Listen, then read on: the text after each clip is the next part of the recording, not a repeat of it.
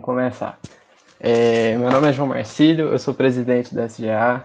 Eu queria agradecer a todos pela presença, já na nossa terceira edição do Café Geofísica em Casa.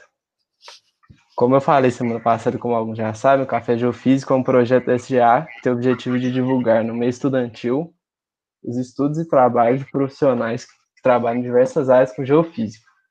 E agora nessa quarentena, como todo mundo preso em casa, a gente está fazendo com uma maior frequência e praticamente semanalmente.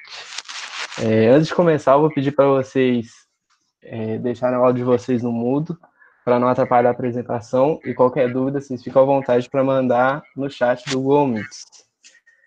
Além disso, a gente vai liberar certificados para quem participou. Então, a gente vai passar uma lista de chamada aí no chat, quem peço para assinar. Beleza? E agora, eu passo a voz para Éder Molina, geofísico, egresso da primeira turma de bacharelado em geofísica do país, formado em 1987 pela Universidade de São Paulo, onde posteriormente obteve o título de mestre em 1991, doutor em 1996 e livre docente de geofísica em 2010. É professor de geofísica na AGUSP desde 1988, atuando na área de gravimetria e magnetometria. E quando está lutando contra os revisores de seus trabalhos científicos, desenvolve aplicativos para plataformas móveis e material de divulgação científica. Bom, ok, podemos começar? Claro. Então, vamos lá, vou habilitar aqui a câmera. Boa tarde, pessoal. Obrigado pela presença, agradeço o pessoal da SGA, a Sociedade dos Geofísicos Abastados aí, que inclusive falou que vai me pagar um café depois com esse negócio aí, vamos ver se é verdade, né? Se o Júnior não me enrola. Então, a ideia da palestra de hoje é conversar um pouco sobre o campo de gravidade terrestre e como que a gente pode utilizar esse campo de gravidade para investigar as estruturas que a gente tem na Terra e depois transpor isso para outros corpos do Sistema Solar, para mostrar que tem aplicação, inclusive em outros corpos do Sistema Solar, né? Muito em breve, não sei quanto que é esse em breve, né, mas a gente vai, em algum momento, talvez estar por aí tentando minerar asteroide, tentar colonizar a Lua, tentar colonizar Marte, e só vai conseguir fazer isso se a gente conhecer o corpo que a gente está investigando, né? Então, esses métodos geofísicos são cada vez mais utilizados, inclusive fora da Terra, e a gente vai dar uma olhada nisso na palestra, ok? Bom, então vamos começar, eu vou fazer a apresentação aqui, e aí o pessoal que está aí na coordenação, por favor, controle as perguntas aí no chat, se achar que tem alguma pergunta que seria bom responder imediatamente, basta avisar aí pelo microfone sem problema nenhum, tá? Não tem nenhum problema em interromper a apresentação. Mas aí eu deixo vocês controlarem isso para ficar mais fácil, tá? Porque às vezes tem alguma dúvida que, se não for naquela hora, pode atrapalhar a compreensão do resto, sei lá, né? Então, a gente pode discutir as dúvidas no final da palestra, mas pode ter alguma que exija uma atenção imediata. Tudo bem? Então, eu vou começar a apresentação aqui.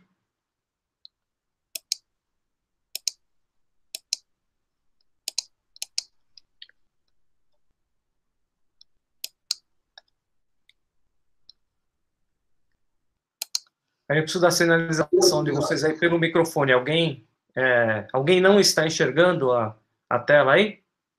A apresentação apareceu? Apareceu sim, professor. Legal. Então, eu vou admitir que está tudo ok. Vamos começar, ok? Então, novamente, eu agradeço aí a SGA pelo convite, né?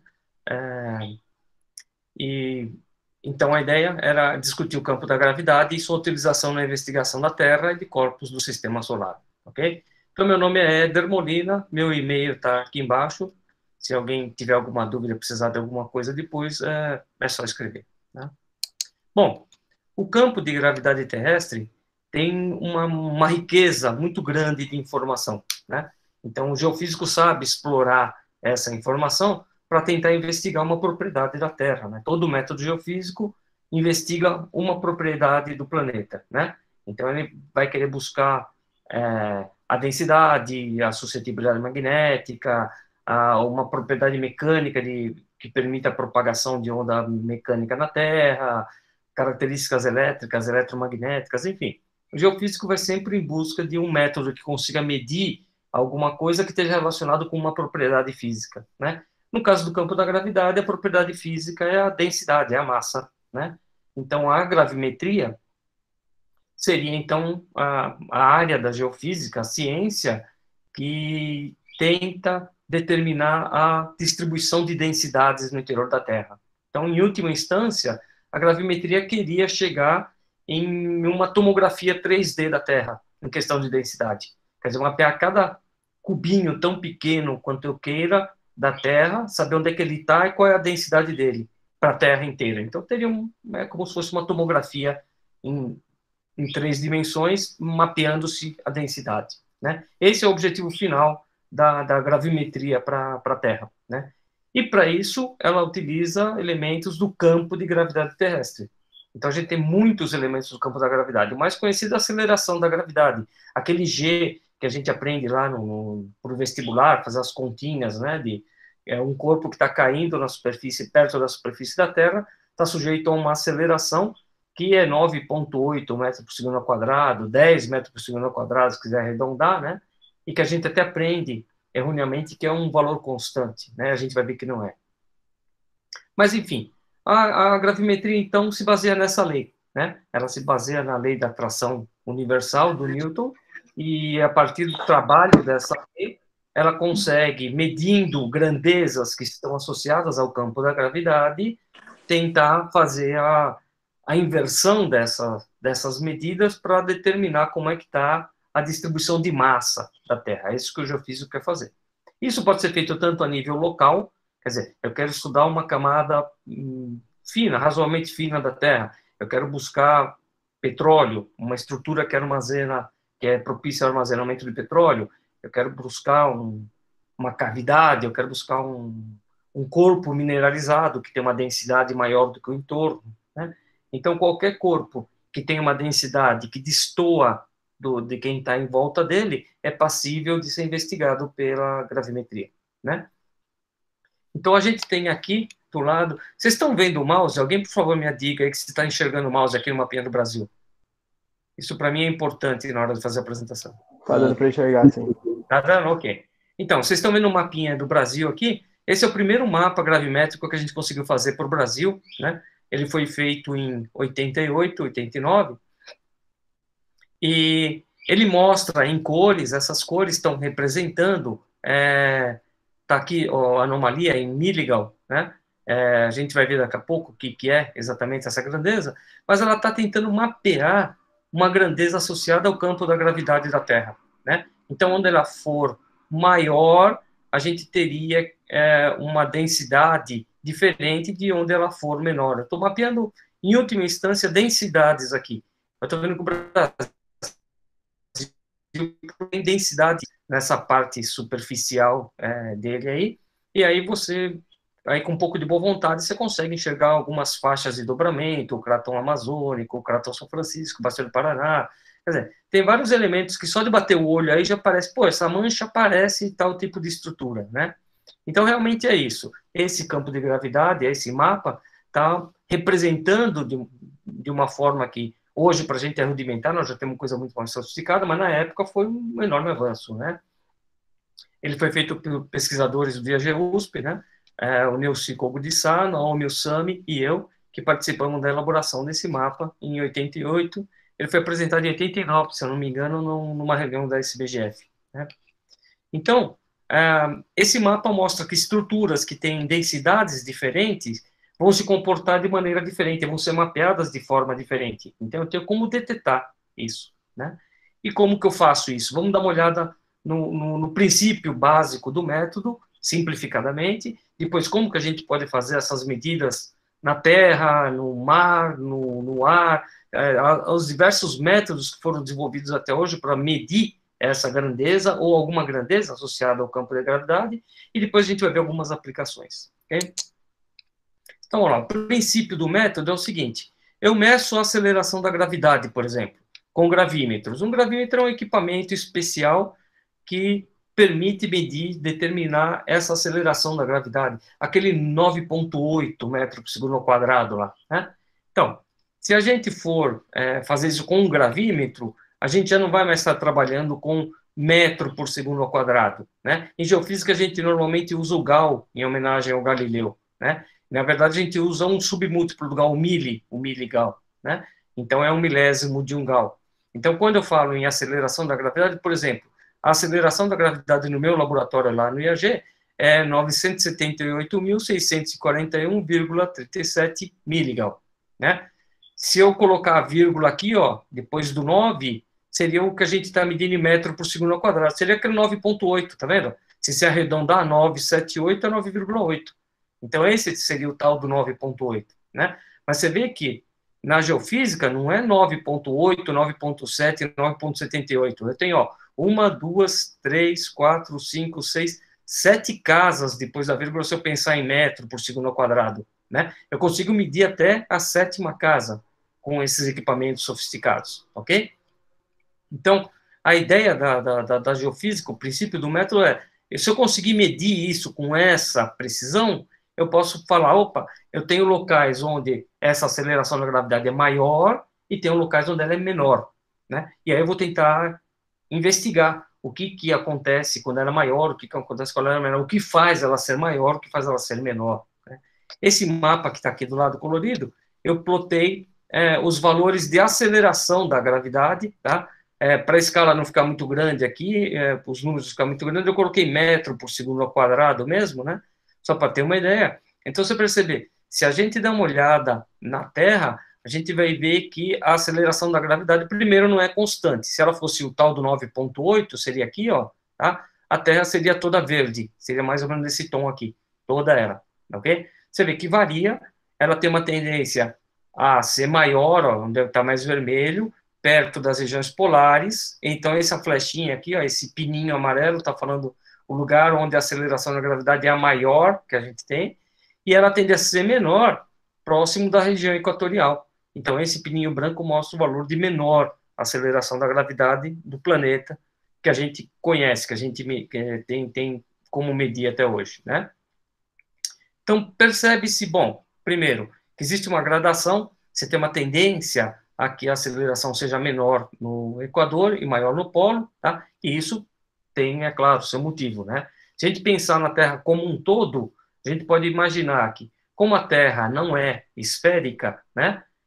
Uma primeira boa aproximação para a Terra não seria uma esfera, seria um elipsoide de revolução, ela seria achatada perto dos polos.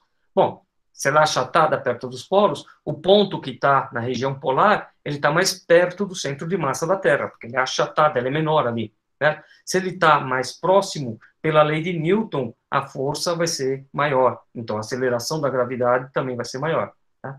Já as regiões equatoriais, se a Terra for aproximadamente achatada, ela vai ser maior no Equador, né? Ela é achatada no polo, estica no Equador. Se ela está mais longe do centro de massa no Equador, um ponto aqui, se ele está mais longe, pela lei de Newton, a aceleração vai ser menor.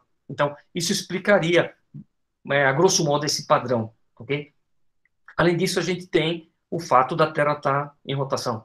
E isso gera uma outra força, uma outra componente de aceleração, que é a aceleração centrífuga ou centrípeta, depende do referência que você está usando, né?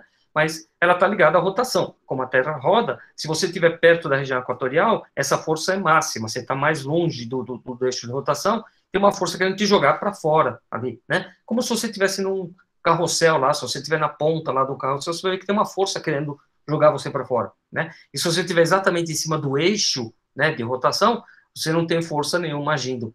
Então, essa força que se contrapõe à gravidade, porque ela quer jogar você para fora, e a gravidade está puxando você para dentro, né? Então, essa força, na verdade, ela é o contrário da aceleração da gravidade. Essa aceleração vai querer te jogar para fora, né? Essa força vai querer jogar você para fora, e a força da gravidade gravitacional vai te puxar, né? E, na verdade, o que a gente mede na superfície da Terra é a soma dessas duas componentes, né? A força gravitacional é máxima, né?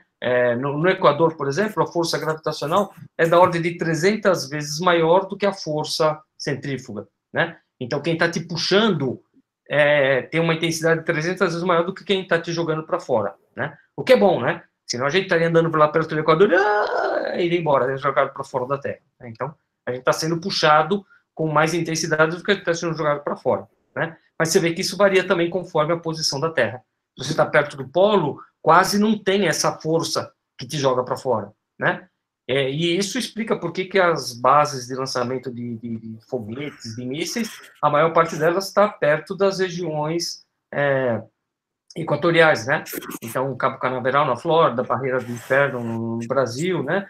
Você tem, se você está ali, a força centrífuga é máxima e a força gravitacional é mínima, né? Ou seja, você tem melhor condição para sair do campo de gravidade, para escapar da Terra, gastando menos combustível possível, ok? Bom, ok. Então, suponha que eu tenho um equipamento, que a gente vai ver daqui a pouco como funciona, que meça a aceleração da gravidade com essa precisão enorme, com 7 casas depois da vírgula, se a gente pensar em metros por segundo ao quadrado, ok? Aí eu tenho um problema. Eu chego e meço em algum lugar e falo, opa, consegui. Aqui vale 978.642,50. Aí falou, ok, mas isso é grande ou isso é pequeno? Né? Isso é muito ou isso é pouco? Eu tenho muita massa ou tenho pouca massa aqui? Né? Fala, bom, na verdade, para eu saber se uma coisa é grande ou é pequena, eu preciso comparar com alguma coisa. Né? Então, o que a gente faz a gente usa um modelo que se aproxima da Terra, então, um elipsoide de revolução, que é uma primeira boa aproximação para a Terra, né? E a esse elipsoide a gente coloca toda a massa da Terra nele, coloca a velocidade de rotação da Terra nele, e a gente calcula fisicamente como que a gente teria a aceleração da gravidade em qualquer ponto desse elipsoide. Então, a gente está representando a Terra por um modelo que é muito próximo da Terra de verdade, né? E aí a gente compara o valor que a gente mediu com o valor que a gente esperaria para aquele ponto dado por esse modelo, né? E aí a gente sabe que a diferença dos dois vai me falar se o que eu medi é maior do que eu esperava, que era o que aquele modelo fornecia, ou se o que eu medi é menor do que eu esperava, que era aquele modelo fornecia, né? Então aí a gente vai ter a anomalia da gravidade, a anomalia gravimétrica. É a diferença entre o que eu medi e o que eu esperava, tá certo? Então, se eu pensar, vamos fazer uma analogia aí com a altura de uma pessoa, né? Se a pessoa é muito alta, é anomalamente alta, ela vai ter um valor maior do que a média, do que eu esperaria das pessoas. Se você chutar aí, sei lá, 1,70 metros para uma altura média de uma pessoa, se uma pessoa tiver 2 metros, ela é uma anomalia, ela tem uma altitude, uma altura anomalamente maior. Se a pessoa tem 1,50 m, ela também está longe daquela média, então ela tem uma altura menor. Então, seriam anomalias, tá ok? A pessoa que tem 1,70 m está exatamente no padrão, está exatamente no que eu esperava, então ali não tem anomalia nenhuma, ela é o que se esperava, né? Então, se a gente fizer isso com a Terra, medir a aceleração da gravidade em vários locais da Terra, comparar com aquele modelo que leva em conta a massa e a rotação da Terra, né? Então ele está em igualdade com o todo, a gente vai ter pequenas discrepâncias, pequenas variações. E essas variações vão estar associadas a variações locais de densidade, que vão estar gerando aquilo, ok? Se eu tiver uma massa maior por ali, provavelmente eu vou ter uma anomalia positiva. Se eu tiver uma massa menor, eu vou ter uma anomalia negativa, desde que eu faça algumas correções que são importantes, né? Você deve perceber que, se a gente está baseando-se na lei de Newton, que diz que a força, né, e, portanto, a aceleração provém da força, essa força é proporcional às massas e inversamente proporcional ao quadrado da distância, dá para perceber que se eu tiver mais massa, eu tenho mais força, porque é proporcional, né? Mas, por outro lado, se eu tiver maior distância, que é o inverso do quadrado da distância, se eu tenho maior distância, eu tenho menor força, né? Ou seja, se eu estiver medindo num ponto próximo a uma superfície de referência, vamos adotar o nível do mar como referência, o nível médio do mar. Se eu estiver medindo no nível médio do mar, alguma grandeza, eu vou ter um valor X. Se eu estiver naquele mesmo ponto, mas medir 100 metros acima, eu vou ter um valor que é menor. Por quê? Porque eu estou mais longe da fonte. Se eu estou mais longe da fonte, a força é menor, porque é o inverso do quadrado da distância, né? Então, se eu estiver numa certa altitude, eu vou estar com um valor menor do que eu deveria ter se eu estivesse no nível médio do mar, né? E isso é um complicante, porque quando a gente mede na superfície da Terra, normalmente. E a superfície da Terra tem uma topografia. Então, eu preciso fixar um local de referência, uma superfície de referência, e é o nível médio do mar, é a nossa superfície de referência, e falar, se eu medir alguma coisa acima do nível médio do mar, tantos metros acima, eu vou precisar de alguma correção para ver qual que é o valor que eu mediria se eu estivesse no nível médio do mar, né? E eu tenho um segundo complicante aí. Se eu estou 100 metros acima do nível médio do mar, por exemplo, entre o nível médio do mar e o ponto onde eu estou, tem massa, tem uma topografia, né?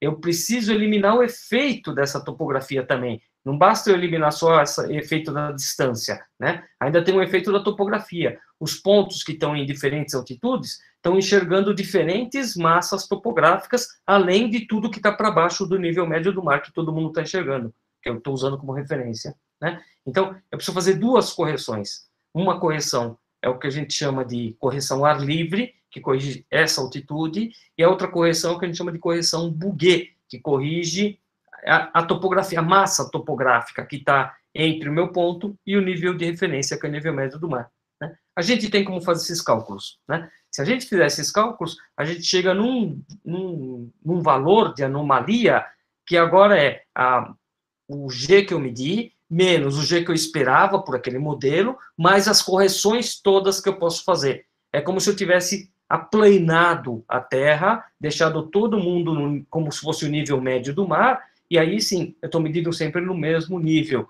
E aí eu posso comparar um ponto com o vizinho, para saber se ele tem mais massa ou menos massa do que o vizinho, ok? Então, se a gente fizer todas essas correções, a gente vai ter um mapa de anomalia Bouguer, tá? Então, esse é um mapa de anomalia Bouguer, seria o melhor que eu consigo corrigir os dados da aceleração da gravidade para representar essas anomalias, ok? Então, aqui só para a gente ver, esse é o ponto lá onde a gente tem a menor aceleração da gravidade, tá? O valor dele está aqui embaixo, é o maior, desculpa, é perto do Ártico ali, é 9,83366, e aqui a gente tem, no alto dos Andes, o ponto de menor aceleração da gravidade. O valor está aqui também, ok? Bom, esse daqui é um mapa de anomalia Bouguer, né? Veja a legenda lá, tá? Essa anomalia Bouguer, está em Milligan, né? Então, é 10 a menos 3 centímetro por segundo ao quadrado. Um Gauss é 1 centímetro por segundo ao quadrado, ok? Então, ele mostra os valores da aceleração da gravidade depois que eu remover aquele valor de referência, aquele modelo da Terra elipsoidal, e que eu removi os efeitos da altitude e da massa topográfica, né? Então, esse é o melhor mapa que eu consigo fazer. Eu removi tudo que estava interferindo na medida que não era gravitacional, que era problema de mais distância, de massa a mais do que deveria estar lá, para poder investigar o que estava para baixo, né? Se eu fizer essa remoção, eu vou ter um mapa parecido com esse, né? E aí, se você der uma olhada nesse mapa, aqui o que eu fiz foi superimpor a topografia, só para a gente poder enxergar as feições no fundo do mar, por exemplo, para a gente ver. E tem uma coisinha aqui, ó. Esses 600 vermelhão aqui, ó, seria que está mais vermelho. Quando fica branco, significa é maior do que 600, tá? Mas eu sacrifiquei um pouco da cor para poder distribuir melhor a cor e enxergar melhor as outras estruturas, tá? Então, onde tiver branco, significa é maior do que 600, ok? E onde tiver preto, é menor do que menos 300. Aqui nos Andes, no Altos Andes, tem umas coisinhas pretas, ok? Significa que esse valor era menor do que o fundo de escala, o menos 300, e eu resolvi deixar preto mesmo, para não redistribuir as cores, porque senão eu ia roubar muita cor aqui do entorno, e tinha coisa que eu não ia conseguir enxergar, ok? Então, esse mapa da aceleração, da anomalia Bouguer, né, ele está mostrando para mim locais onde eu tenho uma densidade maior e locais onde eu tenho uma densidade menor, tá certo? Em escala continental aí, né? Estou pegando o Atlântico Sul inteiro, né? América do Sul, África, né?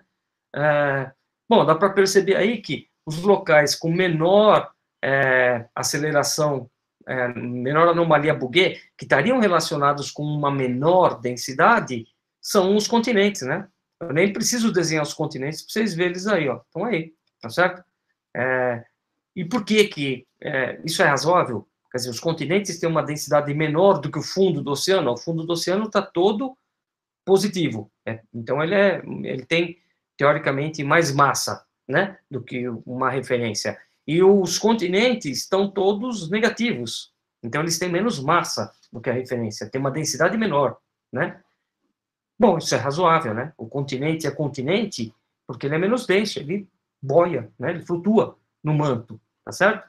Então, as massas que têm menor densidade vão tender a ficar mais altas do que as massas que têm maior densidade, que vão tender a ficar mais baixas. Então, o fundo do mar é fundo do mar porque ele é mais denso, e é por isso que ele está nesse nível mais baixo, e aí está coberto por água, tá? O continente está fora do nível da água, está mais elevado, por quê? Porque ele tem uma densidade menor, então ele é levantado pelo empuxo das forças do manto que estão ali, ok? Então, esse mapa está mostrando isso para a gente, claramente, que a gente tem locais na Terra onde se tem uma densidade menor e locais onde se tem uma densidade maior, ok? Isso a nível quase que global, né? Se você quiser olhar um pedacinho de uma bacia sedimentar, de uma jazida de ferro, alguma coisa assim, você vai ver localmente um quadro parecido com esse. Localmente vai ter variações onde a aceleração, a anomalia Bouguer, a aceleração da gravidade, vão ser maiores ou vão ser menores do que o entorno, tá? E com isso você consegue modelar aquele corpo e falar, ó, eu devo ter tanta espessura, tal limite lateral de um corpo com uma densidade tanto, né? Então, a gente consegue fazer essa modelagem a partir desses dados, a partir dessas medidas e depois das correções aplicadas, ok? Então, para que a gente pode usar isso na geofísica, né, nas geociências, né? Bom, a gente pode delimitar estruturas crustais. Vocês já viram lá naquele primeiro mapa de anomalia lá que eu mostrei para vocês, o cráton amazônico estava com uma cor diferente do que estava o resto, né? O cráton São Francisco, a faixa de dobramento lá no Araguaia, né? Você consegue enxergar essas coisas, por quê? Porque elas vão ter densidades diferentes do que quem está em volta. E aí a aceleração da gravidade vai denunciar isso, depois que você fizer as correções devidas, ok? Bom, você pode analisar anomalias para distribuição de massa em subsuperfície, né, para tentar descobrir como que está essa distribuição de massa, e daí você pode tentar elaborar um modelo genético para aquilo. Por que que aquela região tem menos massa do que eu? Por que que você tem mais massa, ok? Esse mapa que está aqui na direita, ó, é um mapa de uma grandeza associada ao campo da gravidade, na verdade é um gradiente que o pessoal calculou, né? Mas essa aqui é a região da Antártica, né? E tá vendo essa bolinha branca que está aqui, ó? Essa bolinha branca é uma estrutura circular que tem aí mais ou menos, vamos ver aqui pela escala aqui, ó, daqui até aqui, esse cara aí daria uns 300 quilômetros, alguma coisa assim, tá? Não, está em milhas aqui, 500 quilômetros quase de diâmetro, tá? Esse negócio aqui, o pessoal, depois que descobriu isso com um satélite que a gente vai ver daqui a pouco como que ele funciona, o pessoal associou isso a uma cratera que está aqui embaixo do gelo. Aqui só tem gelo, você não tem como enxergar, você não tem nenhuma expressão topográfica dessa cratera, né? Mas o fato da cratera estar lá embaixo, né, mostra que você foi denunciado por essa anomalia circular aqui, ó, tá? Que é um valor mais elevado do que está em torno. Se você fosse olhar aqui, ó, em torno deveria estar tudo azul, e de repente aparece essa bolona amarela, laranja, quase vermelha aqui, tá? E o pessoal que trabalha com isso na Lua sabe que isso daqui normalmente está associado a uma concentração de massa, que eles chamam de MASCOM, né? E aí o geofísico que estava trabalhando com isso teve auxílio dos colegas que trabalhavam com anomalias na Lua, e o cara falou, olha, isso parece muito com o MASCOM, que a gente vê na Lua, muito frequente, né? Isso normalmente é um impacto de um corpo que tinha uma densidade maior do que aquela da rocha, por exemplo, um meteorito ferroso, alguma coisa assim, e na hora que você teve impacto, esse corpo acabou, por causa do impacto, acabou se fragmentando, se dissolvendo, né, fundindo, e a média da rocha com a densidade do corpo acabando dando uma densidade maior do que o entorno. Então, você tem uma concentração anômala de massa, né? E aí, essa cratera aí foi descoberta desse jeito, ok? Ela está oculta debaixo do gelo, o pessoal está fazendo outros tipos de medidas, está furando para tentar verificar se é isso mesmo, mas a interpretação que o pessoal da Universidade de Ohio deu para isso foi de uma concentração de massa, e isso explicaria também o formato circular daquela anomalia, ok? Esse, por exemplo, é um mapa do Atlântico Sul, tá? Aqui teria a América do Sul, enquanto o Brasil está aqui. Aqui teria a África, né? E aqui a gente tem até a dorsal oceânica, que está aqui no meio, tá vendo? Toda quebradinha, toda falhada, tem todas as falhas, né? Então, se você olhar esse mapa aqui, em primeira instância, você poderia achar, esse aqui é o mapa da topografia do fundo do mar, né? Mas não é, olha a anomalia, olha a escala aqui, ó. Milligan, esse aqui é um mapa de aceleração da gravidade corrigida da altitude, lá, anomalia livre, que eu falei para vocês, ok? Esse mapa não tem nenhum dado, nenhum ponto de topografia colocado nele, tá? Eu não fiz que não fiz lá no mapa da anomalia Bouguer, que eu superimpus a topografia em sombreado. Aqui não. Aqui eu só pintei o mapa da anomalia e só sombreei de um lado para poder colocar as cores lá, ok? Então, esse mapa aqui está mostrando todas as estruturas que você tem no fundo do mar, por exemplo, tá? A partir da anomalia da gravidade. Você vê que a anomalia da gravidade está presa nas estruturas. Tá? Se você tem alguma coisa lá embaixo da água, uma fratura muito grande, aquilo vai fazer com que o campo da gravidade se modifique naquele local. E se você mapear o campo da gravidade, você vai conseguir enxergar esse tipo de coisa. Então, esses mapas que normalmente você vê por aí, que tem o fundo do mar lá, como se tivesse tirado a água do mar, eles normalmente são feitos com algum tipo de informação proveniente da gravimetria. Tá? Você pode ter dado batimétrico também, tem alguma coisa, mas você não tem batimetria no mundo inteiro para fazer isso. Normalmente o pessoal faz isso a partir do campo da gravidade. Você inverte os valores do campo da gravidade e tenta estimar qual é a topografia do fundo do mar a partir dos dados de aceleração da gravidade. Ou de algum outro elemento do campo da gravidade. Não precisa ser só aceleração da gravidade. Esse aqui, por exemplo, é um outro elemento do campo da gravidade. É o que a gente chama de anomalia do geóide, né? Então, aqui eu fiz para exemplificar, eu estava estudando um processo aí tectônico, e aí eu coloquei, deixei a América do Sul fixa, rodei a África segundo um polo paleomagnético, né? E eu superimpus a topografia aqui, só para a gente poder enxergar onde é mais alto e mais baixo, e a cor está correspondendo a essa grandeza, a essa anomalia do geóide, que está associada ao campo da gravidade. É uma grandeza associada ao campo, né?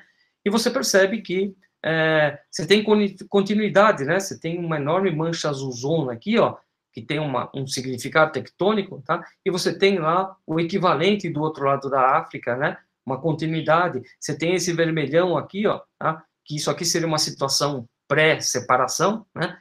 Para você tentar enxergar o que existia antes, né? Se isso está associado com alguma coisa anterior à separação dos continentes, né? Então, esse tipo de análise também vai se enriquecer muito se você usar elementos do campo da gravidade, ok? Bom, a gente tem basicamente essa distribuição de dados de gravimetria terrestre no Brasil, ok? A gente vai ver agora como é que a gente faz essa medida, mas é uma medida que não é difícil de fazer, mas você precisa pegar o equipamento e ir lá e colocar no chão, fazer a medida, e você precisa ter a localização XYZ com muita precisão do dado, né? Como uma das correções importantes é a altitude,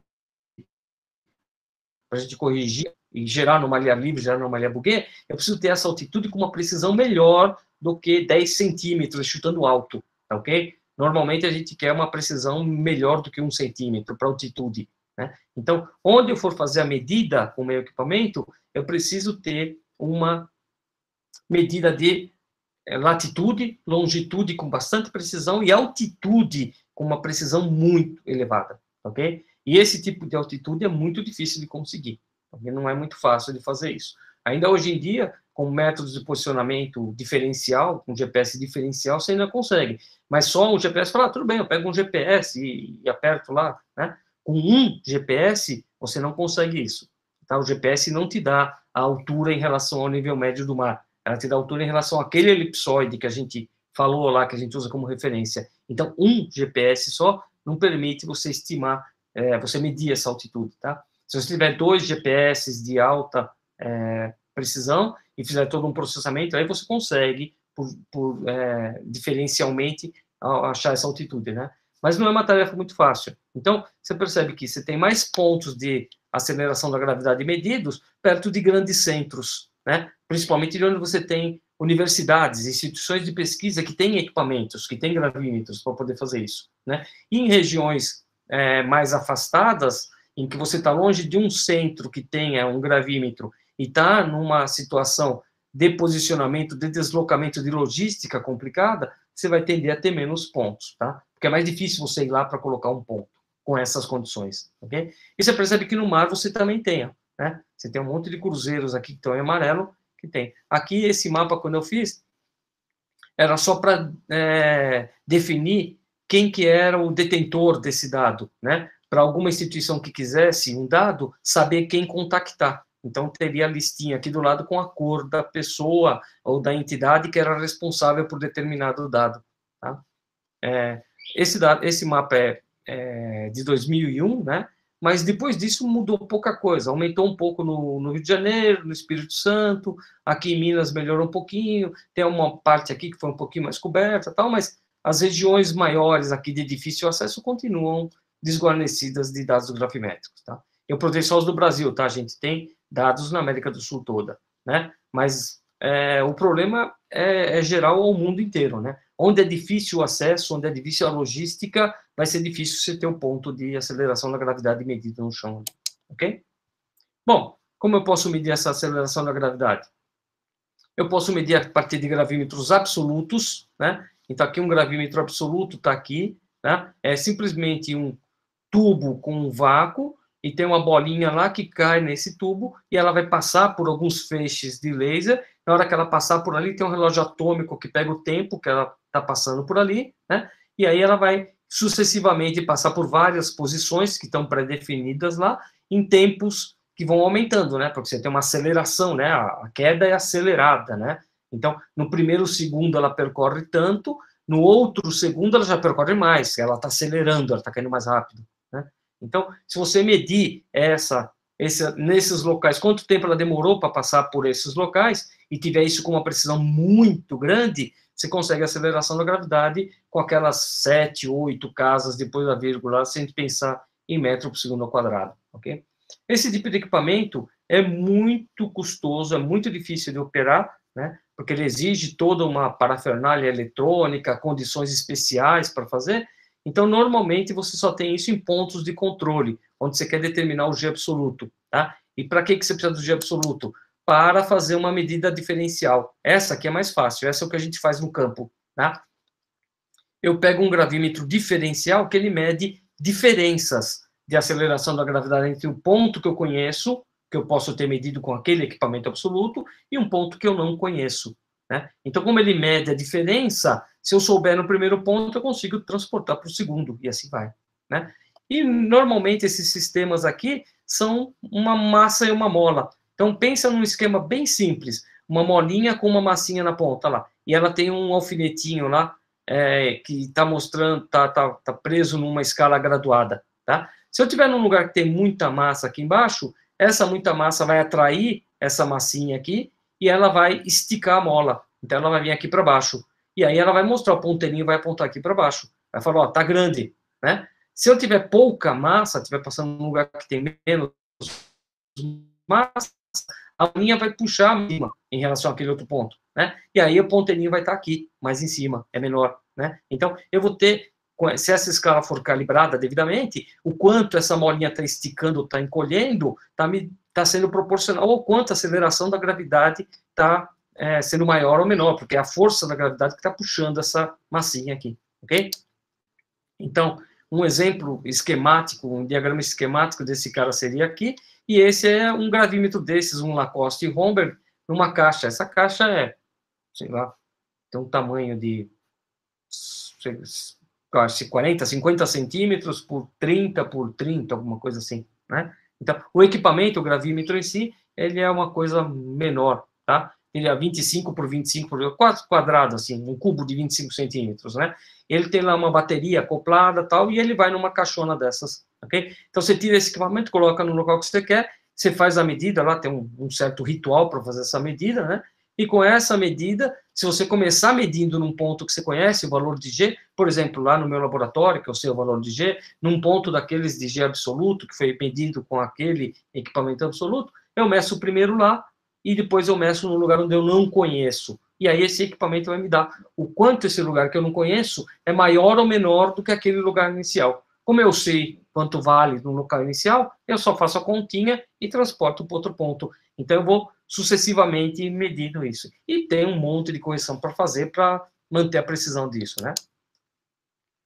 Bom, mas então só faz um continente? Não, dá para fazer no oceano também, né? Antigamente o pessoal fazia assim, colocava o equipamento numa plataforma, né, flutuante lá, e aí o equipamento estava aqui dentro, e aí tinha uma boia, ele ia sendo carregado junto com o navio, e você tentava estabilizar esse cara, mas ele estava lá meio que chacoalhando, né? Era complicado fazer essa medida, né? Ainda é, né? Mas era mais complicado ainda, e depois você tinha que fazer muita correção, você tinha que tratar muito os seus dados, porque eles iam com muito ruído, né? Hoje em dia o pessoal já tem gravímetros que ficam no centro de massa do navio lá. Eles ficam lá em algum canto de um navio oceanográfico, de um navio de pesquisa, mas ele fica dentro do navio, tá? Numa região que está preparada para aquilo, e aí ele é transportado junto com o navio, mas sem a necessidade da boia e tudo isso, né? Mas ele continua, né? Porque o navio vai chacoalhar, vai ter um movimento todo, e vai ter uma aceleração devido ao movimento, então ele continua tendo um monte de coisas para corrigir,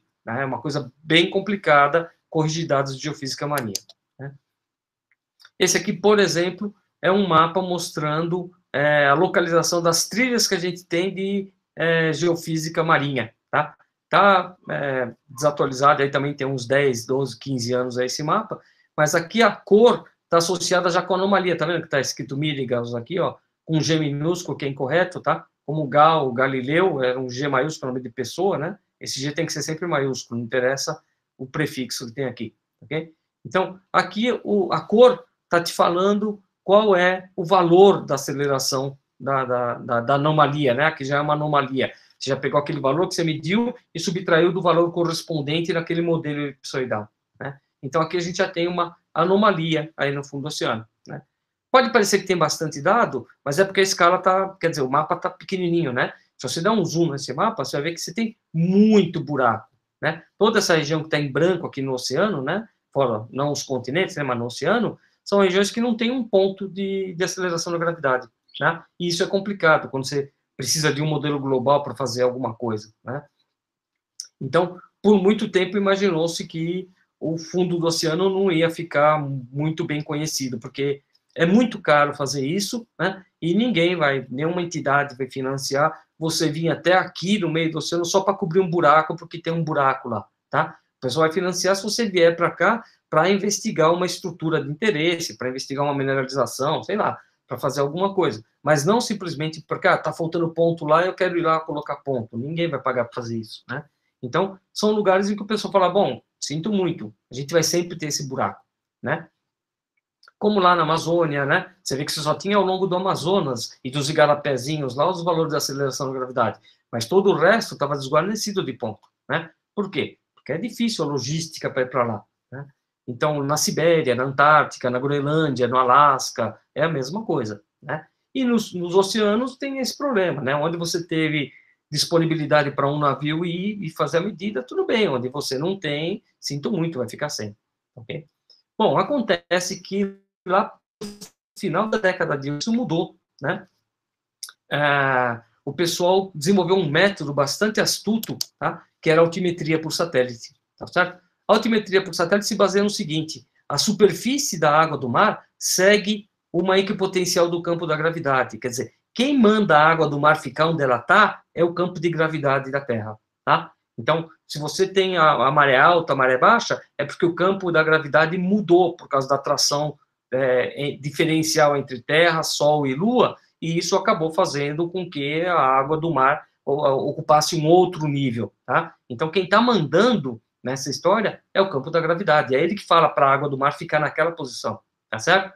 Então, o que acontece é que essa água do mar tem uma topografia, a água do mar não é um plano, ok? Não vai seguir lá uma superfície esférica, e muito menos elipsoidal. Você fala, não, mas tudo bem, ela não é esférica porque a Terra não é esférica, mas então a água do mar deve ser elipsoidal, né? Ela, em primeira instância, mas em cima dessa elipsoidal, dessa superfície elipsoidal, ela tem ainda calombos, tá? Quer dizer, ela tem altos e baixos em cima daquilo lá.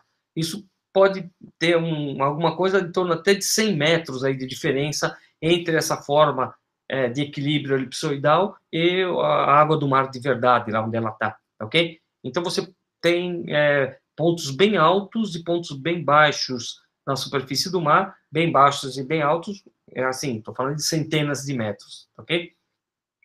Por exemplo, se você tem um monte submarino, então você tem lá o fundo do mar e de repente você tem um vulcãozinho, alguma coisa lá embaixo, tá?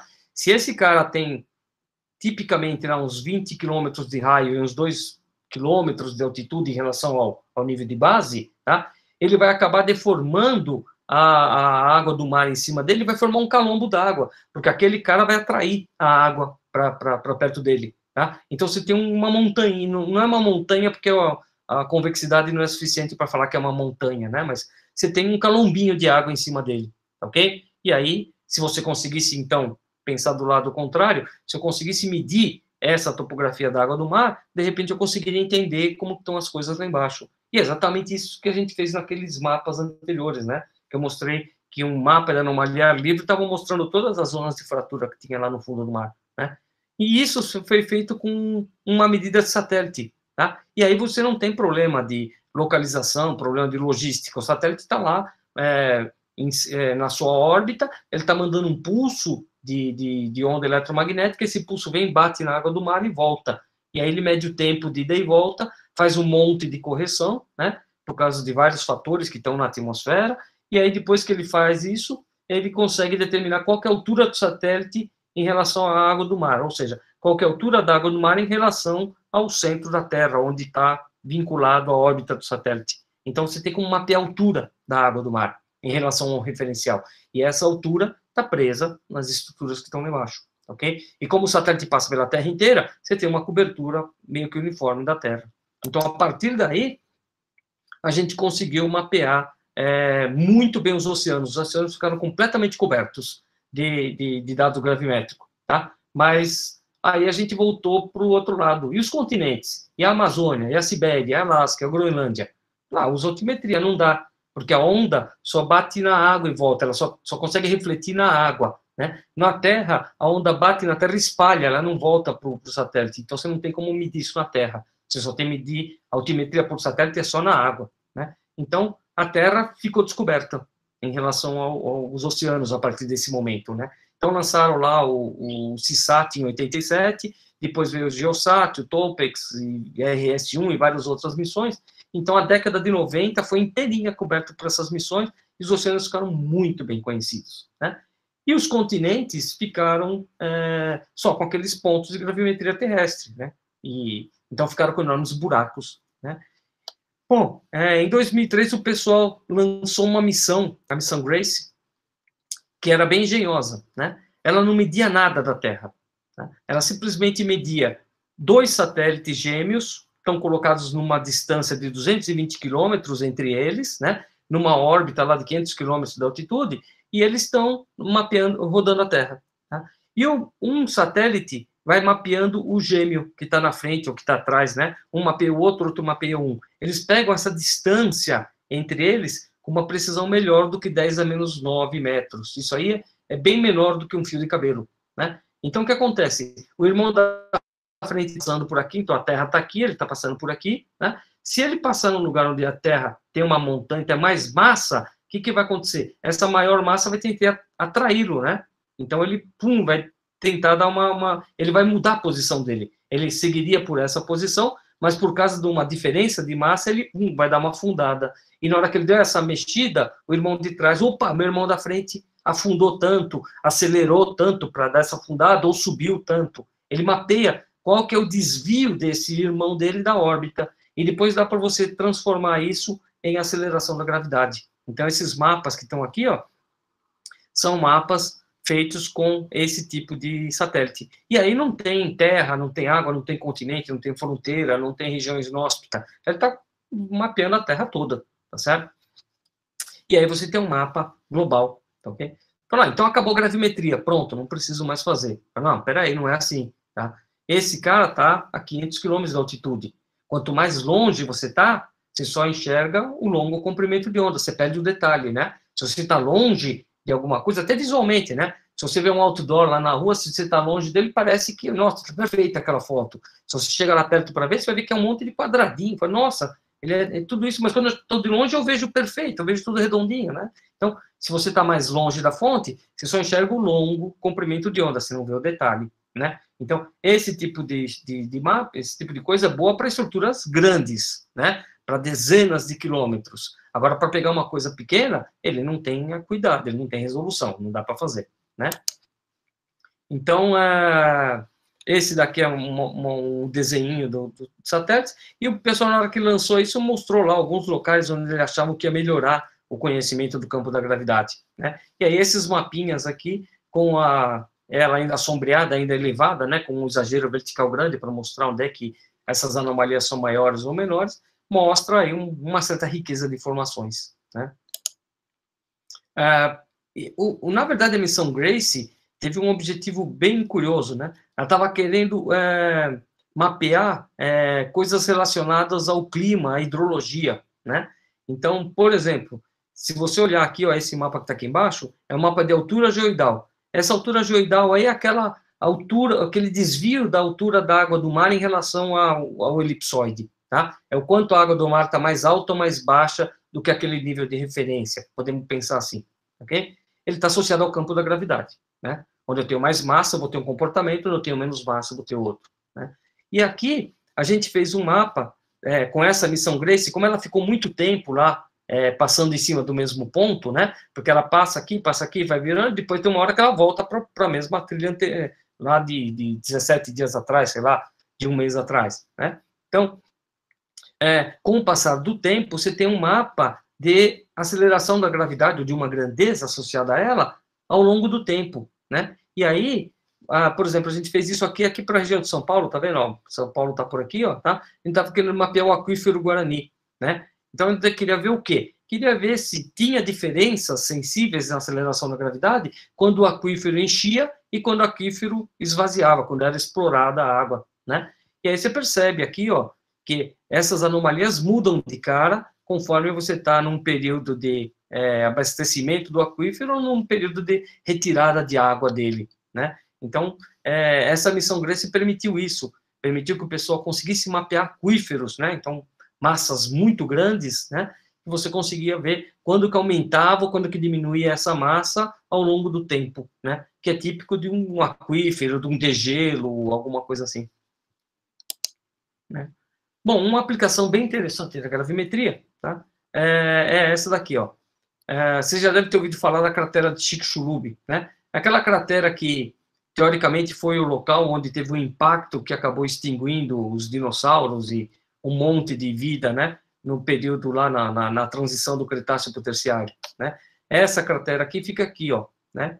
Na região aqui é Cancún, lá no México, aqui é o Golfo do México, tá certo? Então, ó, Guatemala está para cá, Cuba está aqui, os Estados Unidos estão aqui para cima, né? Bom, essa cratera, né, na verdade, ela foi descoberta não como uma cratera, né? O pessoal da geologia tinha descoberto já uma camada de rocha, que é essa daqui, tá vendo? Tem um martelinho de geólogo aqui, ó, tem uma pazinha aqui para dar escala, né? Tá vendo? Isso aqui é um blocão de rocha, é um pedaço enorme de pedra, tá? Com mais de metro, certo? Então, essa parte de baixo aqui é aí você tem essa rochona, e depois você tem aqui em cima uma camada meio que fina, aqui onde está o martelo do geólogo, né? E depois você tem uma turfa aqui, um capinzinho, barba de bode lá em cima, sei lá, né? Mas essa camada aqui chamou a atenção dos geólogos, e eles coletaram amostras daqui e perceberam que ela se estendia desde lá do México até lá metade dos Estados Unidos. Qualquer lugar dessa região que você fosse, você encontrava essa camada fina aí, e essa camada tinha uma riqueza muito grande em relação ao resto das rochas, de irídio, ouro, arsênico, antimônio, selênio, que são elementos que são raros nas rochas da Terra, mas são muito abundantes em meteoritos, né? Então, o cara encontrou uma camada dessas rica nesses elementos, ele já fica esperto, fala, puxa, será que isso aí não foi gerado pelo impacto de um meteorito, de um meteoroide, alguma coisa que bateu na Terra e trouxe esse elemento para cá, né? E depois esse negócio foi para a atmosfera na hora do choque e depois acabou depositando e formou essa camada, né? Então essa ideia era mais ou menos essa hora que descobriram isso, porque nessa camada também tinha tectitos, né? E tectito normalmente é denunciador de impacto, né? Então, esses tectitos são bolinhas de vidro microscópicas, né? Então, aqui é 1 milímetro, tá vendo? Então, desculpa, não é microscópica, né? Mas é milimétrica, né? Aqui você tem 1 milímetro aqui, ó. Então, umas bolinhas da ordem de 1 milímetro de vidro vulcânico, elas normalmente acontecem quando você tem um impacto, e na hora que você tem um impacto, você vai acabar fundindo todo o material, vai espirrar um pouco desse material na atmosfera, se ele for pequenininho o suficiente, ele vai tender a ficar na forma esférica, que é gravitacionalmente a mais estável, né? E vai se solidificar muito rápido, não dá tempo de formar um retículo cristalino, é vidro vulcânico, né? E aí ele cai naquela camada que aconteceu depois do impacto, né? Então, eles encontraram muito desses tectitos, ok? Então, esse daqui é um outro tipo de tectito que também foi encontrado lá, né? E esse daqui, por exemplo, é um grão de quartzo que o pessoal fez uma lâmina muito fina e jogou luz polarizada, e aí você vê o retículo cristalino dele está todo deformado, tá? Então, essa é uma técnica que o pessoal usa para ver se alguma rocha, se alguma estrutura estava sujeita a uma pressão muito grande, né? Então, esse sujeito aqui, ó, pelo número de franjas que você vê aqui, de coisas coloridas que você vê aqui, ó, esse cara sofreu uma pressão muito grande, maior do que você consegue gerar na Terra, tá? Então, isso aí é evidência de impacto, quer dizer, esse grãozinho de quartzo aí tomou uma pancada tão forte que ele deformou lá dentro o retículo cristalino dele. Isso também é uma evidência muito boa de impacto, né? Então, dois pesquisadores, o Álvares e Álvares, né? Um era físico, que era o pai, e outro era geólogo, que era o filho. Eles propuseram uma teoria, né? Falaram, bom, tudo isso é evidência de que provavelmente... e importante, essa camada tem a idade de 65 milhões de anos, né? E foi aí que atiçou a lombriga do pessoal, né? Então, a ideia é, um choque de um meteoroide há 65 milhões de anos, né? Acabou fazendo com que o material, depois de fundido, espirrou muita coisa para a atmosfera, uma nuvem de poeira muito grande, essa nuvem bloqueou a insolação, se bloqueou a insolação, você não tem fotossíntese, então as plantas morrem, e daí toda a cadeia alimentar vai se extinguindo, até chegar nos dinossauros, né? Que são os mais famosos, mas teve bem mais espécies que acabaram sendo extintas, né? Esse corpo, então, pelos cálculos que eles fizeram, deveria ter entre 6 e 15 quilômetros de diâmetro, então uma média, uns 10 quilômetros, vai. Então, tem uma rochona de 10 km de diâmetro, com uma velocidade absurda, que teve impacto na Terra, e aí você gerou todo esse cataclismo aí, né? Bom, o único problema era o seguinte, não tinha cratera. Então, você tinha todas aquelas evidências geológicas que indicavam uma cratera, mas você não via cratera nenhuma. E aí o pessoal pensou, bom, essa cratera deve estar embaixo da Terra, então deve estar soterrada, né? Ou está no fundo do oceano, ok? E já está coberta por sedimento também. Então, você não está enxergando nem que ela estiver na superfície, porque ela está soterrada, nem que estiver no fundo do mar, porque também está bloqueada. Mas devia estar naquela região ali, né? E aí o pessoal falou, bom, um jeito da gente pegar isso, de repente, é medindo a aceleração da gravidade. Porque se você tem uma cratera, você tem um buraco, esse buraco foi preenchido com material que é menos denso do que as rochas do buraco, né? Então, você vai ter um baixo de anomalia, né, de aceleração da gravidade ali, certo? Então, se você conseguisse mapear aquilo com gravidade, de repente, você conseguia pegar, né? E foi o que fizeram. E, ó, aqui tá aqui, ó, dá para ver um contorninho aqui, ó, tá vendo? Do México lá, Cancún fica por aqui, tá? Tá vendo essa estrutura circular aqui, ó? Essa estrutura circular, que tem uns 300 quilômetros de diâmetro aí, é essa cratera. Ela tem uma parte na Terra, metade ficou na Terra e metade ficou no oceano. Tá vendo? Então, a escala de cor aqui é roxo e vermelho é valores maiores da aceleração de anomalia, né? Já está corrigido, já é anomalia. E amarelo, verde e azul é valor mais baixo. Então, ó, você tem um baixo de anomalia e circular. Tá vendo? Então, ó, seria nessa região aqui. E se você fizer um processamento desses dados aqui, ó, aqui está a linha de costa, né? Você tem essa estrutura aqui bem denunciada. Esse aqui é um gradiente da anomalia. É a derivada horizontal da anomalia para ressaltar as bordas, né? Então, você vê claramente essa borda aqui, ó, e essa de dentro. É uma cratera composta. É aquelas crateras que você tem uma cratera e tem outra dentro, ok? Se a gente fizer um mapa em 3D, você consegue enxergar aqui, ó. Tá vendo? Aqui parece massinha de modelar que você enfiou o dedo lá no meio e apertou, tá vendo, ó? Tem a borda de dentro e tem a borda de fora da cratera, e a região que está em volta é mais alta, tá? Isso aqui é um mapa não topográfico, é um mapa de aceleração, né, de anomalia gravimétrica, ok? Então, é um mapa que está levando em conta o elemento da gravidade, não tem topografia aí, tá certo? Só está te falando onde a aceleração é mais alta ou mais baixa depois das correções. Aí o pessoal pegou e rodou esse bloco aí, porque aqui, ó, então Cancún agora ficaria aqui, eu estou olhando o mapa de ponta cabeça, tá ok? Ó, a cratera está aqui, tá vendo? A parte continental está aqui e a parte oceânica está aqui. Por que que fizeram isso? Porque esse é o Golfo do México, você tem muito petróleo, e lá o pessoal tem muito dado. E aí o pessoal pegou os dados de sísmica daquela região para fazer a análise. E ó, os dados de sísmica mostraram um refletor bem aqui, ó, com 2 quilômetros aqui, ó, tá vendo? E que bate exatamente com a borda aqui da cratera. Então aqui eu tenho duas informações: sombreado em cima, anomalia da gravidade, e o corte é os refletores sísmicos. Então você tem um horizonte aqui, ó, tá vendo? E um horizonte aqui. Então essa cratera aqui tem 300 quilômetros de diâmetro, a gravimetria está dando isso, e a sísmica está mostrando que ela tem quase 2 quilômetros de profundidade lá, ok? Então isso aqui foi mapeado muito claramente com o método gravimétrico. Então dá para ver o poder que você tem esse método, né? Bom, nós já vamos terminar, tá? Não fiquem aborrecidos aí, que horas são? São 5h30, já estamos terminando, tá? 10 minutinhos no máximo e a gente termina, tá? Eu queria mostrar esse tipo de estrutura de análise na Lua, né? O pessoal fez o seguinte: já que aquele método do Grace, de colocar os dois satélites gêmeos, funcionou na Terra, ué, funciona na Lua também, né? Mesma coisa, coloca dois satélites ali e fica rodando, e você depois pega aqueles dados, mastiga tudo aquilo e transforma numa da gravidade. Então eles fizeram isso com a missão Grail, tá? E eles lançaram dois satélites, o Grail A e o Grail B, né? Mas acho que como eles são, os americanos são que nem a gente, né? Louco para colocar apelido, eles chamaram um de Hebb e outro de Flow, né? A população, né? Então, dois satélites gêmeos orbitando a Lua, 55 quilômetros acima da superfície, 200 quilômetros entre si, parecido com o Grace aqui, ó, a distância entre si, né? Mapeando o outro, né? Quando o outro vai andar para frente, para trás, vai afundar, vai subir, né? E com isso conseguiram um mapa bem detalhado do campo de gravidade da Lua. Esse aqui já é um mapa da anomalia Bugé, ó, tá vendo? Ó? Tá marcado aqui.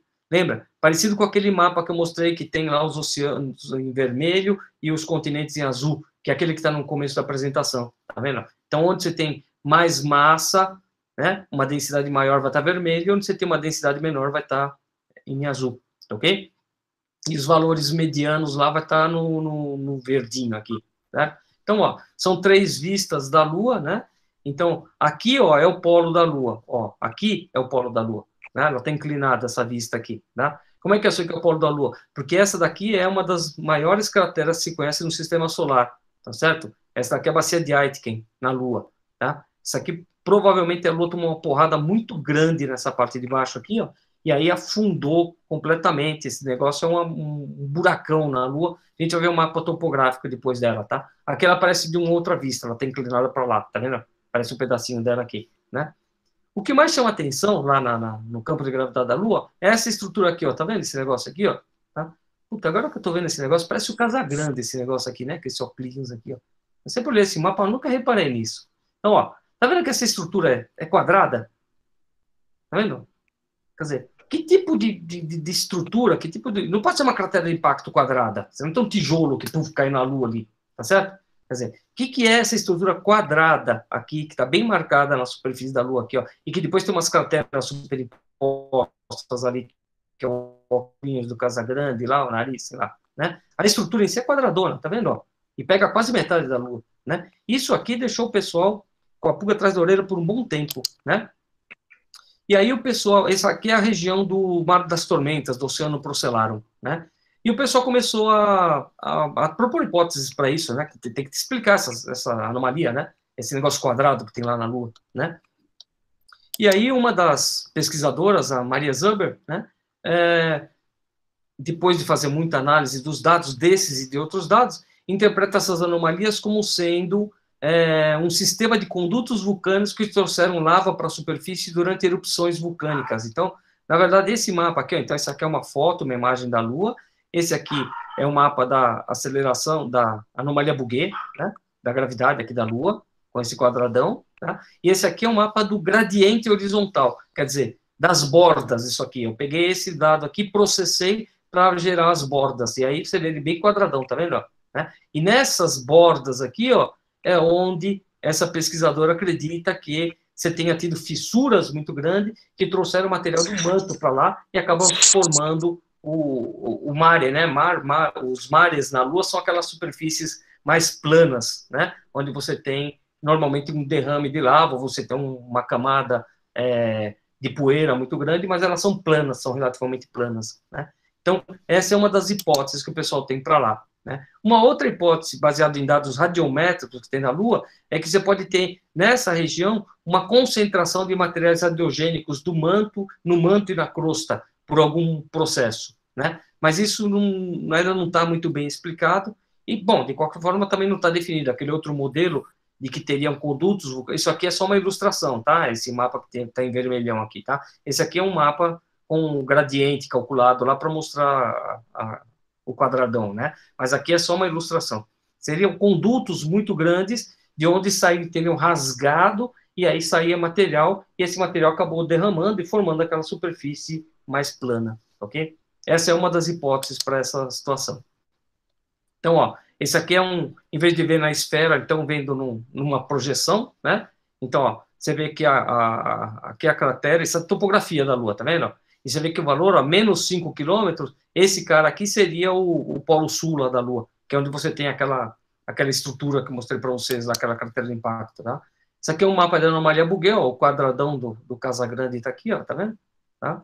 E esse aqui seria um mapa daquela aceleração da gravidade, mas calculado o gradiente para pegar as bordas, pegar o lugar de maior variação disso. E aí você conseguiria ver, eventualmente, esses locais dessas estruturas, ok? Ó, voltando lá para aquela bacia Aitken lá, ó, tá vendo? Esse aqui é o polo sul da Lua. Você tá vendo que ela pega toda essa parte aqui do polo sul da Lua, pega um pedação da Lua, e ó, a diferença entre a parte mais funda dessa cratera, menos 8, 9 quilômetros, até a parte mais alta da Lua, é de quase 16 quilômetros, tá? É um negócio, é um buracão mesmo, é uma depressão enorme, tá? Bom, esse é o mapa do campo da gravidade da Lua por um modelo chamado Lunar Gravity Model 2011, tá? Se vocês clicarem, depois eu vou deixar essa apresentação disponível, se vocês clicarem aqui, cai na página do modelo, você pode pegar o dado do modelo para trabalhar, né? Você vê lá, a aceleração da gravidade na Lua é menor do que da Terra, né? A Lua é bem menor do que da Terra. E, ó, 1,6 metros por segundo ao quadrado, tá vendo? 1,6 até 1,63, tá? Ó a bacia lá de Aitken aqui, ó, tá vendo? No polo sul da Lua, tá? E olha lá aquela anomalia lá do Oceano Procellarum, lá do Mar das Tormentas, tá aqui, ó. Tá vendo? Então, você mostra esse mapa de aceleração da gravidade, tá denunciando um monte de cratera, um monte de concentração de massa, lembra dos mascons lá? Tá? Um monte de concentração de massa e estruturas que devem provavelmente estar associadas com crosta inteira e manto da Lua, né? Coisas mais profundas ainda. Bom, não é só a Lua, né? Para terminar, então, a apresentação, em Marte a gente também conhece o campo de gravidade porque tem várias espaçonaves que ficaram orbitando Marte durante um bom tempo, né? Esse aqui é um mapa da anomalia da gravidade, ó. Esse aqui é o Monte Olimpo. Eles fizeram uma coisa parecida com o que eu fiz, ó. Eles deixaram estourar a cor, tá vendo? Onde é branco é porque é mais vermelho do que o vermelho. Então eles deixaram estourar para branco para não roubar a cor dos outros lugares. Então tá vendo? Os Montes Tarsis que estão aqui e o Vale Marineris, aquele vale enorme que você tem lá na Lua, aquele Grand Canyon lá da Lua, entre aspas, né? Tá, de Marte, tá mostrado aqui, tá? E tem estruturas curiosas aqui, ó, que parecem. Puxa, o que será isso? Ó, se você olhar, fala, puxa, isso parece uma rosa de placa.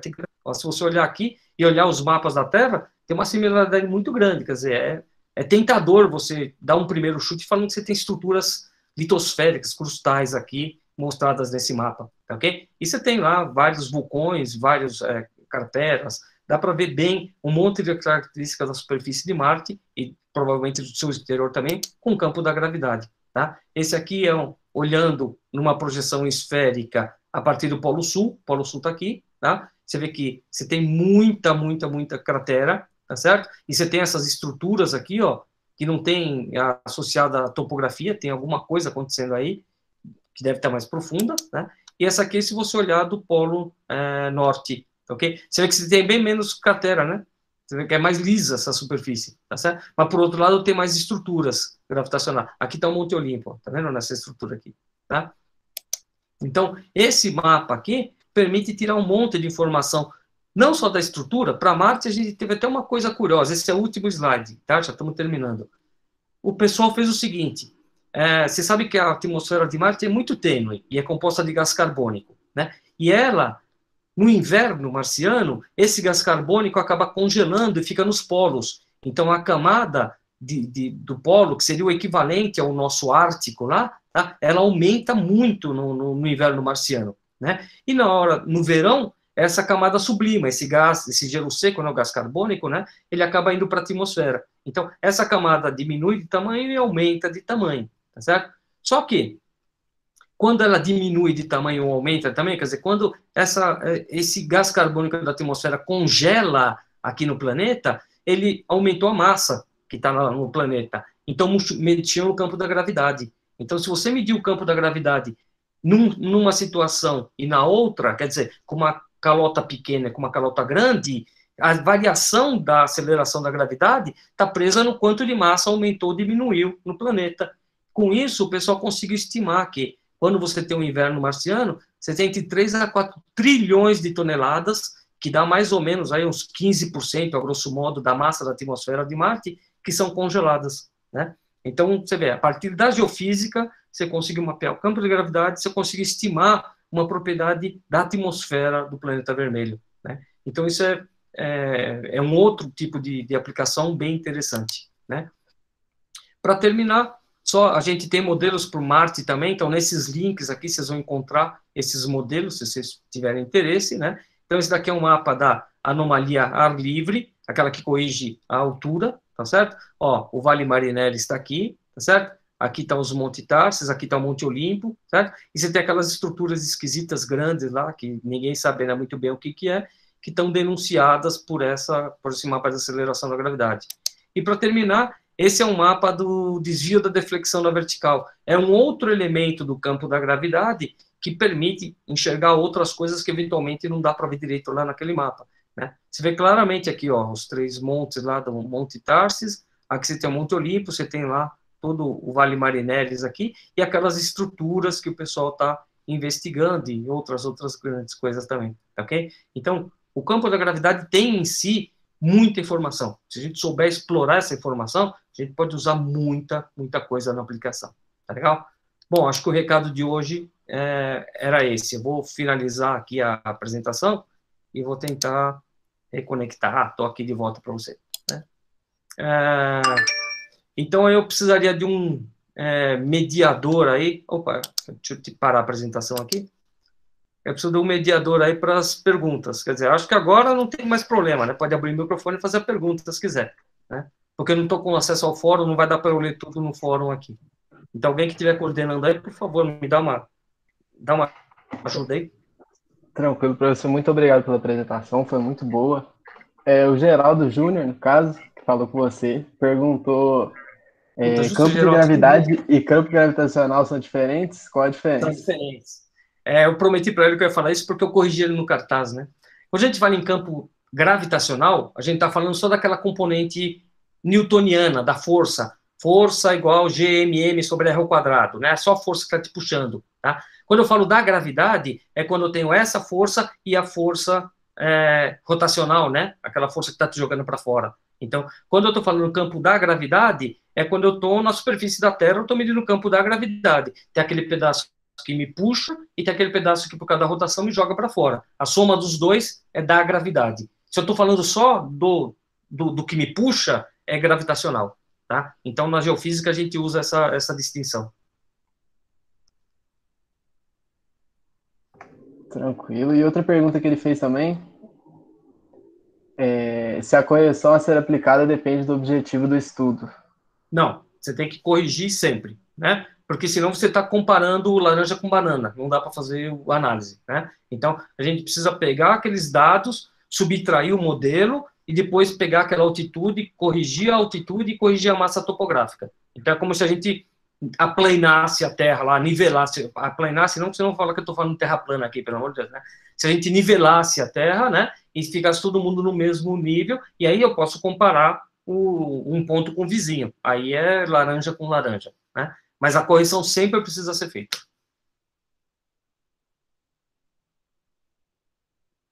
Que mais? Eu vi que caiu de relance aí alguma coisa Outra sobre pergunta também, professor. O Luiz Fernandes Dutra perguntou se tem algum banco de dados gravimétricos livres sem ser os terrestres, para o Brasil, no caso. Sem ser o quê? Sem ser o terrestre. Sem ser o terrestre? Sem ser o terrestre, o que é o marinho ou aqueles da coisa? Tem um site do... Você pode pegar os modelos, dados não tem. Você tem o modelo, esses modelos globais, você tem num site chamado ICGEM. Se você procurar na internet, é o primeiro que vai aparecer. IC, né? I de igreja, C de cachorro, G de gato, E de Éder, M de modelo. ICGEM, né? Lá você pode pegar todos os modelos do campo da gravidade, os mais precisos que a gente tem. Agora, dado mesmo, ponto, a gente tem ponto na superfície da Terra. O CPRM tem um banco de dados muito grande, né, que está lá. A ANP tem um banco de dados muito grande, dá para pedir para fins acadêmicos. E quem mais? Mas dados marinhos, por exemplo, tem os dados do NOAA. O NOAA tem esses dados lá, organizados lá. Tá, e se precisar, pede para escrever para mim que eu passo mais ou menos os links, as coisas do que eu conheço.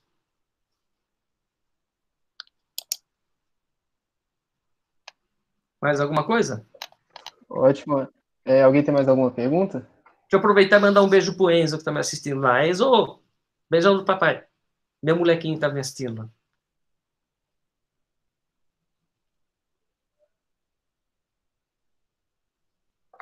Legal demais, com certeza ele ficou inspirado. A maioria dos comentários no chat foi elogiando a apresentação. Então, parabéns mesmo, muito obrigado. Eu fico feliz de agradecer nossa vocês. Vocês estão me devendo café ainda, hein? Porque eu só me propus a fazer a apresentação porque ia ter café, né? Claro, a gente esqueceu de avisar que tem que ter sempre um café preparado na hora de começar a apresentação. Pois é. Que coisa, né? Pode ter certeza que quando a quarentena acabar, você vai lá para a UFOP fazer outra apresentação. Vamos lá, vamos com certeza vai ter café, vai ter bolo e tudo que precisar. Opa, bolo também? Então, já melhorou a palestra. Claro. Mais alguma coisa aí que merece a nossa atenção? Bom, vamos fazer o seguinte. Alguém tem mais depois eu vou pergunta? mandar o PDF com a apresentação lá para o pessoal, lá para o Geraldo. Vou mandar... que mais? O PDF, só isso. Aí vai estar lá disponível. E tem meu e-mail na apresentação. Qualquer coisa que vocês precisarem que não seja dinheiro, é só pedir.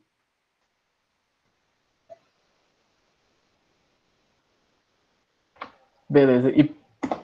E nossa professora, Maria Silva, nossa orientadora, ela dá aula de geofísica lá em Ouro Preto, ela pediu desculpas por não poder aparecer na apresentação hoje, mas ela tinha um trabalho para fazer, um trabalho de campo. Com ela mata minha aula desde que ela era minha aluna. Pediu. Ela é assim, eu conheço a pessoa, entendeu? Ela já matou muita aula também, então... Essa informação é muito preciosa para a gente, viu? Muito obrigado. Pode falar lá para ela, né? Lá no ano, quando eu dei aula para ela matava bastante aula também. Brincadeira, nossa, hein, ó. Muito bom. Brincadeira mesmo? Brincadeira. Agora é uma arma muito boa na nossa mão. Não, era uma bola, o orientador dela não deixava, não. O orientador dela... Tem outra pergunta também, do Jonathan Pereira. Ele perguntou se o método gravimétrico marinho pode ser usado para investigar e tentar identificar navios afundados e aviões caídos no oceano. Sim, com certeza. Porque onde você tiver um navio afundado, você vai ter lá no meio da lama, lá do sedimento, né, que você não vai conseguir enxergar por batimetria, por algum outro método, né, mas você vai ter um excesso de massa ali. Então, você vai ter com certeza o método vai pegar. O problema é, você tem que passar com o gravímetro em cima do cara, né, para pegar ele. Você não vai conseguir pegar por aqueles métodos por satélite, não sei o quê, porque ele é muito pequeno em relação ao satélite. O satélite está lá no alto, né? Mas se você estiver fazendo geofísica marinha com uma boa precisão e o teu navio passar em cima daquele cara, você vai ter um distúrbio ali, né? Se o cara souber o que está procurando ali, ele de repente consegue fazer a modelagem e consegue achar o local.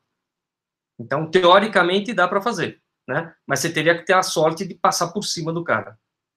né? Ou falar, eu sei que esse navio afundou com não sei quantos milhões de dinheiro aí, de escudo espanhol, não sei o quê, e eu vou fazer uma expedição para aquela região, eu não sei em que pedaço dessa região ele está, ele pode estar em qualquer lugar, mas eu vou mapear esta região, e aí você faz linhas em toda a região com bastante densidade, né? Arruma alguém para pagar esse negócio, aí você vai conseguir definir uns alvos com bastante clareza, né? É provável que você consiga pegar.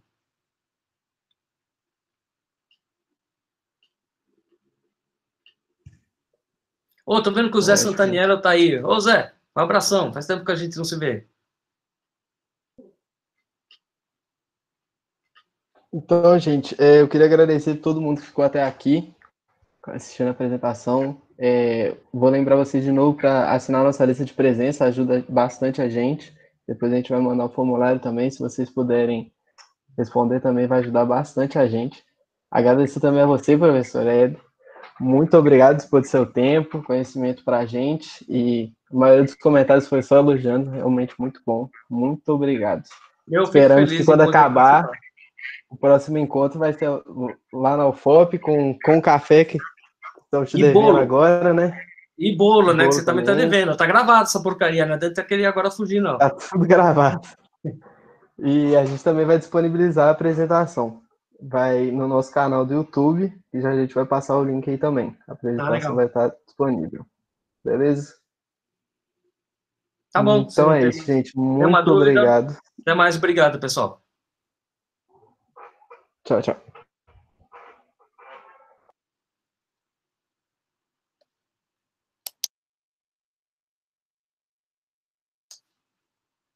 Bom, o capitão sempre afunda com o navio, então eu tenho que ficar até o último sair.